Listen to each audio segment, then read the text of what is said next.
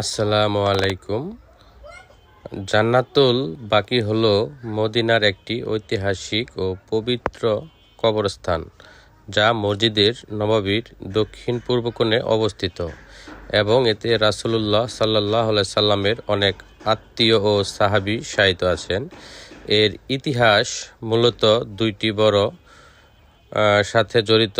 1806 এবং 1925-26 সালে ওয়াহাবি মতাদর্শন অনুসারীরা এর উপর নির্মিত স্থাপনাগুলো ভেঙে দেয়, যা আজও সেই অবস্থায় আছে এবং এটি একটি ইসলামের ইতিহাসের অন্যতম গুরুত্বপূর্ণ ও বিতর্কিত স্থানগুলোর একটি, যেখানে বহু বিশিষ্ট ব্যক্তিগণ সমাধিত রয়েছে।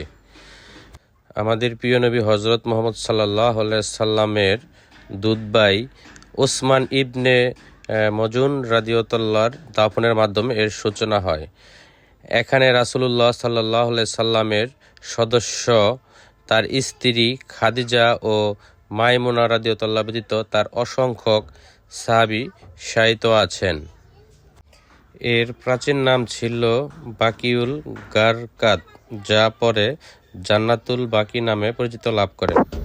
প্রতি বছর হজের সময় মদিনায় অবস্থানরত কোনো হজ পালনকারী মৃত্যু হলে জান্নাতুল বাকিতে দাফন করা হয়। এছাড়াও মদিনার বাসিন্দারাও মারা গেলে এখানে দাফন করার সুযোগ পায়।